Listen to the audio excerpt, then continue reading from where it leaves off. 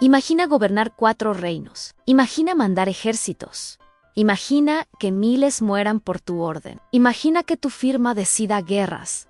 Imagina que tu nombre haga temblar enemigos. Imagina todo ese poder y luego morir, porque no pudiste ir al baño. No es broma, no es metáfora, es historia real. Esta es la historia de Martín y de Aragón, el rey que murió literalmente de estreñimiento. Y si crees que esto es gracioso, espera entender lo que realmente pasó dentro de aquel palacio.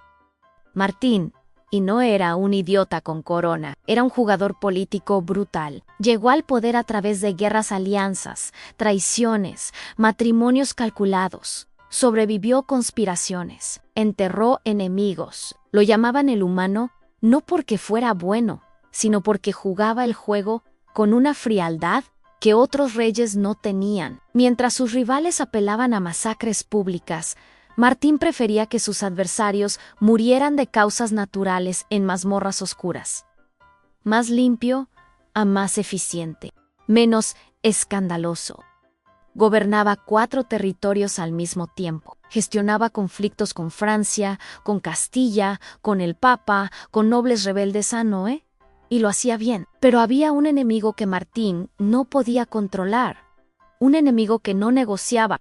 Un enemigo que estaba dentro de él en su propio cuerpo. Estamos en 1410, final del siglo XIV, inicio del XV. La comida en la realeza no era solo comida, era espectáculo, era poder, era demostración pública de riqueza. Los banquetes reales eran obscenos, carne por todos lados, cerdo asado en cordero entero, aves rellenas en jabalí en venado, a liebre en conejo, y más carne, porque comer carne era símbolo de estatus.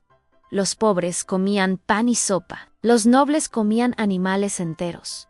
Y Martín comía como rey. Banquetes que duraban horas, platos que se sucedían sin parar, vino especiado, grasa por todas partes, especias traídas de Oriente, azúcar en cantidades absurdas, y todo regado con más vino.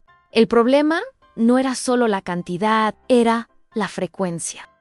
Porque esto no era ocasional, era diario. Desayuno opulento, almuerzo gigantesco, cena interminable. El cuerpo de Martín estaba procesando esto todos los días. Y el cuerpo tiene límites.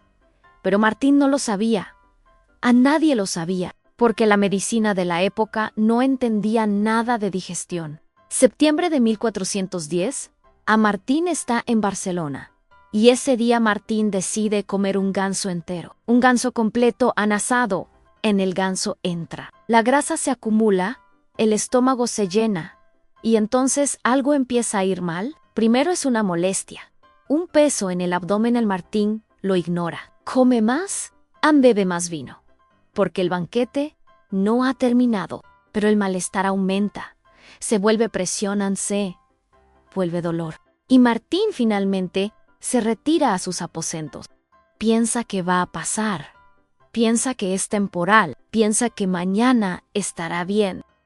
Pero no pasa, no es temporal, y mañana será peor. Pasan las horas. Martín siente el abdomen hinchado duro. Tenson intenta evacuar. No puede, intenta de nuevo, nada. El cuerpo no responde. La presión aumenta. El dolor se vuelve constante y Martín entiende que algo está muy mal. Llaman a los médicos llegan, examinan al rey y no entienden nada, porque la medicina medieval era un desastre. No existía concepto de obstrucción intestinal, no existía concepto de peritonitis, no existían rayos X, ni ecografías, ni análisis de sangre. Lo único que tenían era teoría de los humores. La idea absurda de que el cuerpo funcionaba con 4 líquidos: bilis negra, bilis amarilla, flema y sangre, y que la enfermedad era desequilibrio entre ellos. Así que los médicos aplican sus tratamientos, y esos tratamientos son una tortura. Primer intento: enemas. Introducen líquidos por el recto con la esperanza de ablandar el contenido intestinal. Usan agua caliente. Usan hierbas. Martín grita de dolor. No funciona. Segundo intento: laxantes herbales. Le dan aloe en sustancias amargas que deberían estimular el intestino. Martín las bebe, vomita, el dolor empeora. Tercer intento, sangrías. Porque según la lógica medieval, si el cuerpo está enfermo, hay que sacar sangre. Mala le abren las venas. Dejan que la sangre caiga en recipientes. A Martín se debilita. El estreñimiento continúa. Cuarto intento, compresas calientes. Bolsas de tela con hierbas calientes aplicadas sobre el abdomen. La idea es relajar los músculos. El abdomen sigue hinchado en duro como piedra. Y Martín sigue sin poder evacuar. Los días pasan. 3 días, han 4 días, han 5 días. Y nada sale aquí. Es donde la situación se vuelve crítica. Porque cuando el intestino está bloqueado, el contenido no desaparece. Se acumula, se pudre, se fermenta. Las bacterias que viven normalmente en el intestino empiezan a proliferar sin control. Producen gases, producen toxinas. Y esas toxinas empiezan a filtrarse hacia el torrente sanguíneo. El cuerpo de Martín empieza a envenenarse desde dentro. Los síntomas cambian. Ya no es solo dolor abdominal. Ahora hay fiebre. Hay náuseas constantes, hay vómitos. Y lo que vomita no es comida, es un líquido oscuro con olor pútrido, porque el contenido intestinal está retrocediendo, subiendo, buscando salida por donde sea. El abdomen de Martín está tan hinchado que parece embarazado. La piel se tensa, se vuelve brillante. Cada movimiento es agonía. Cada respiración duele. Y Martín empieza a delirar. El cerebro se nubla. Dice cosas sin sentido. No reconoce a la gente. Entra y sale de la conciencia. Los médicos siguen intentando, pero ya no saben qué hacer. Prueban más enemas, más sangrías, más hierbas. Nada funciona, porque el problema real no es falta de tratamiento. Es que el intestino de Martín está completamente obstruido. Y cuando el intestino se obstruye por completo, solo hay 2 salidas: cirugía o muerte. Pero no existe cirugía abdominal en 1410. Nadie sabe cómo abrir un abdomen sin matar al paciente. No existe anestesia, no existe antisepsia, no existe conocimiento anatómico suficiente. Así que la única opción real es esperar, esperar y rezar no funciona. Una semana después del banquete, Martín entra en shock séptico. Las toxinas intestinales han invadido todo su sistema. Su presión arterial cae, su corazón late débil e irregular.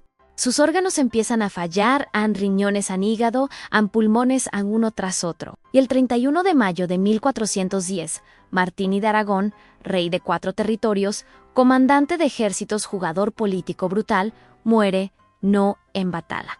No envenenado por enemigos, no asesinado en conspiración. Muere porque no pudo cagar, pero espera, porque esto aún no es lo peor. Lo peor viene después. Martín muere sin heredero directo. Su único hijo legítimo había muerto años antes. No dejó testamento claro, no dejó sucesor nombrado. Y de repente 4 reinos quedan sin rey: Aragón, Valencia, Mallorca, Sicilia. Todos sin liderazgo. Y cuando un reino poderoso queda sin rey, lo que sigue no es paz, es caos. A los nobles empiezan a pelear por el trono. Cada uno reclama derechos, cada uno presenta argumentos, cada uno tiene ejércitos, forman bandos. Se declaran guerras internas. Cataluña entra en crisis. Valencia se divide, las alianzas se rompen. Los enemigos externos huelen debilidad. Castilla presiona fronteras. Francia mira con interés. El Mediterráneo se vuelve inestable. Y todo porque un rey comió demasiado ganso. El periodo que sigue se llama interregno. 2 años sin rey oficial. 2 años de negociaciones violentas. 2 años de inestabilidad política. Finalmente, en 1412 se elige un nuevo rey. Pero el daño ya está hecho. La corona de Aragón nunca vuelve a ser tan fuerte. El poder se fragmenta.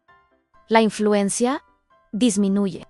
Y todo el edificio político que Martín construyó se desmorona. No por invasión externa, no por revolución interna, sino por estreñimiento. Ahora piensa en esto. Martín pasó décadas construyendo poder, ganó guerras, negoció tratados, eliminó rivales, consolidó territorios, se convirtió en uno de los reyes más poderosos de su época. Y todo ese poder, toda esa autoridad, toda esa influencia no sirvió de nada cuando su intestino dejó de funcionar. Porque el cuerpo no obedece órdenes reales. El cuerpo no negocia, el cuerpo no respeta coronas, y cuando el cuerpo falla, el rey descubre que nunca tuvo tanto control como creía. La ironía es brutal. Martín vivió rodeado de lujo, comía los mejores alimentos, bebía los mejores vinos, tenía los mejores médicos, dormía en los mejores palacios, y murió de la forma más humillante posible, no con espada en mano, no defendiendo su reino, sino tumbado en una cama con el abdomen hinchado, vomitando contenido intestinal, envenenándose desde dentro, mientras médicos inútiles le sacaban sangre y le metían líquidos por el culo. Y no pudo hacer nada Anne, porque no importa cuántas coronas uses, no importa cuántos ejércitos comandes, no importa cuánto oro tengas. Cuando tu cuerpo decide que se acabó, se acabó. Esto no es lección sobre dieta. Esto no es lección sobre moderación, esto es lección sobre ilusión, la ilusión del control. Martín creía que controlaba 4 reinos, pero no controlaba ni su propio intestino. Creía que tenía poder absoluto, pero el poder absoluto no existe cuando tu cuerpo es el campo de batalla. Y perdió esa batalla, perdió feo. Perdió de una forma que ningún cronista de la época quería registrar con detalle, porque no es glorioso. Porque no es noble, porque no encaja con la imagen que vendemos de los reyes. Pero pasó Anne, y pasó exactamente así. La medicina medieval era primitiva, pero la arrogancia humana era infinita. Los médicos de Martín pensaban que sabían lo que hacían, aplicaban sus teorías con convicción, sangrías, enemas, hierbas compresas, todo basado en conocimiento falso. Y Martín confiaba en ellos, porque eran los expertos de la época, porque no había alternativa, porque cuando estás desesperado, crees en cualquier cosa. Pero las sangrías no curaron nada, los enemas no desobstruyeron nada, las hierbas no salvaron nada, solo prolongaron la agonía. Solo hicieron que la muerte fuera más lenta, más dolorosa, más humillante. Y mientras Martín moría, su corte entraba en pánico. Porque un rey muriéndose no es solo tragedia personal, es crisis de estado. Los consejeros se reúnen, los nobles se preparan, los ejércitos se movilizan. Todos saben que viene caos. Todos saben que la muerte de Martín sin heredero significa guerra, y no pueden hacer nada solo esperar que el rey finalmente muera, esperar que el cadáver sea retirado, esperar que empiece la pelea por el trono. Y mientras tanto, el palacio huele a muerte, huele a cuerpo pudriéndose desde dentro. El abdomen de Martín en sus últimos días era una bomba biológica, contenido intestinal acumulado por más de una semana, fermentando, produciendo gases tóxicos, filtrando bacterias al torrente sanguíneo. Su piel probablemente empezó a ponerse amarilla por fallo hepático. Sus ojos se hundieron. Su respiración se volvió superficial e irregular. Su cuerpo entero estaba cerrándose. Sistema por sistema, órgano por órgano, y todo porque un pedazo de comida no pudo salir. Todo porque un proceso biológico simple y automático simplemente se detuvo. Y cuando se detuvo, arrastró todo lo demás. No sabemos exactamente qué causó la obstrucción. Pudo ser un bolo alimenticio demasiado grande. Pudo ser una torsión intestinal, pudo ser una hernia estrangulada, pudo ser un tumor no detectado, pudo ser simplemente acumulación crónica de comida mal digerida. Lo que sabemos es que el intestino de Martín dejó de moverse, y cuando el intestino deja de moverse, todo lo demás colapsa, porque el intestino no es solo tubo para mierda, es órgano vital, procesa nutrientes, elimina toxinas, mantiene el equilibrio del cuerpo.